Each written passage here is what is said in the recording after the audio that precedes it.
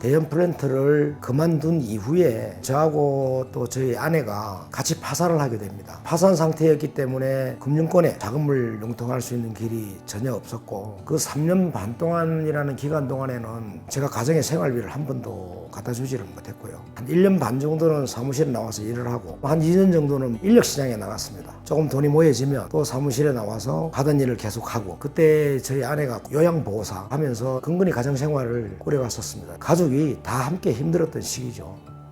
네, 안녕하십니까. 저는 주식회사 로덱의 대표를 맡고 있는 은병선입니다. 저희 회사는 2004년도에 1인 창업으로 시작을 했고요. 주력 아이템은 안과용 진료장치 및 의자를 생산하고 있습니다. 현재 95% 이상의 마켓시ェ어를 확보하고 있고요. 또 안경원 쪽에서 사용하는 장비가 있는데 한 60% 정도 마켓시ェ어를 확보하고 있습니다. 작년 기준으로 매출 성과는 21억이었고, 금년은 작년 대비 약 200% 성장해서 최소 40억 이상의 매출 달성을 목표로 하고 있고요. 수출은 5억 5천 정도 예상하고 있습니다.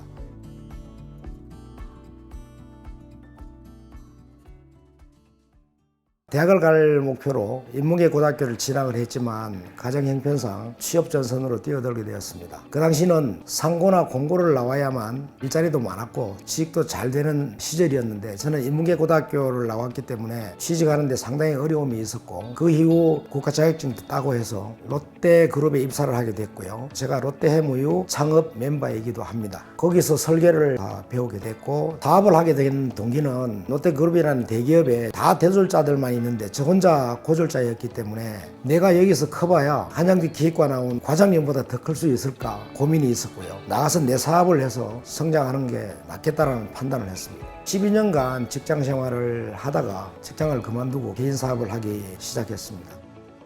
사업을 시작할 때 자금이 없었기 때문에 살고 있던 아파트 하나 팔고 2,600만 원 가량 퇴직금으로 사업을 시작을 했었습니다. 열심히 노력한 끝에 법인으로 전환을 하면서 상호를 주식회사 대형 플랜트로 변경하게 되었습니다. 공조냉동 설비들을 제가 직접 설계를 하고 시공을 하고 마무리하는 것까지 주로 했었습니다.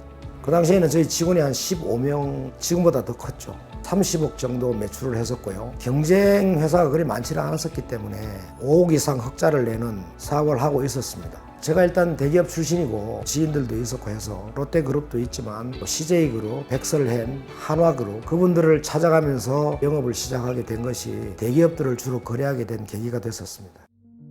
11년 가까이 사업을 지속하고 있다가 IMF 사태가 벌어졌습니다. 아침에 전화가 왔었어요. 우리 맛보증회사가 없어졌다. 가족이 다 야반 도주를 한 겁니다. 저희 회사에 넘겨주고 간 보증 채무가 16억 200만 원이었고요. 8억까지는 회사의 잉여금으로 보증 채무를 변제를 하게 됐죠. 근데 그 이후는 IMF 상황에 어디 돈 빌릴 데도 없고 해서 그때부터 이제 신용보증기금을 활용해서 대출을 받아서 사업을 계속 지속을 했었죠. 보증 채무를 떠안게 된 데는 저의 책임이 크다고 생각합니다. 상대 회사하고 맞보증을 할 때 충분한 검토가 없었다는 것이고, 주기적으로 상대방 회사의 재무 상태나 여러 가지 상태들을 점검하지 못했던 것이 가장 큰 실수였다고 생각하고요. 그 보증 채무를 갚아가면서 5년간 버텼지만 IMF 이후 국내의 경기 침체 상황이 좋지 않아서 스스로 사업을 접게 됐습니다. 그 이후 학업에 대한 미련이 있어서 청주에 있는 주성대학교라는 전문대 기계과 졸업하고 충주대학교 기계과로 편입을 해서 2등으로 졸업했습니다.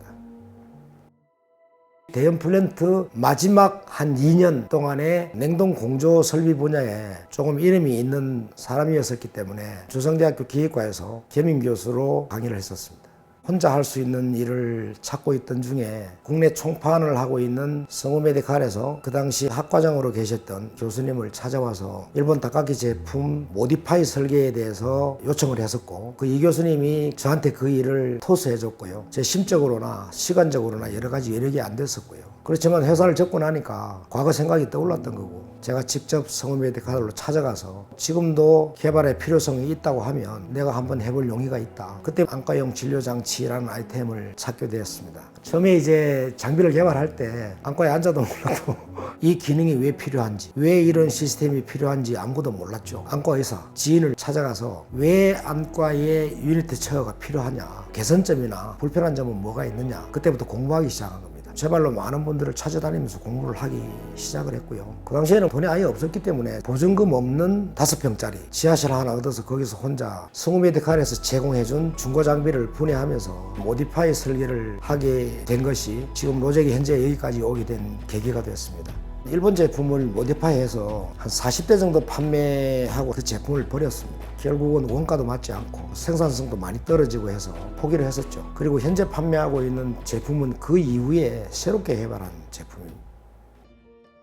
저희들이 지금 특허를 비롯해서 저작권을 많이 가지고 있지만 로덱이 지금까지 올 수 있었던 이유를 몇 가지 드리라고 한다면 첫 번째, 저희들 제품 가성비 뛰어납니다. 두 번째, 스피디합니다. 빠른 시간 안에 공급할 수 있는 생산 시스템을 갖추고 있고요. 늘 새로운 제품에 도전하고 있습니다. 그것이 회사 성장의 비결이라고 생각합니다. 회사 설립하고 대략 한 10년 가까이는 성장을 사실 못했습니다. 회사가 개발을 하고 생산을 하고 하려면 자금이 필요한데 파산, 면책 과정을 겪어오는 동안에 자금을 융통할 방법이 없었죠. 그러나 이제 중소기업진흥공단에서 저에게 자금을 지원을 해줬습니다. 한 11년 차, 12년 차 지나면서부터 은행에 신용대출을 일으킬 수 있는 상황이 됐기 때문에 그 자금들을 통해서 수출을 준비하는데 약 5년 가까이 걸렸습니다. 프랑스, 독일, 이탈리아 전시회를 나가는데 우리 제품이 더 널리 알려지기 시작을 했고요. 그 결과가 16개국 수출을 할 수 있는 발판이 됐다고 생각합니다.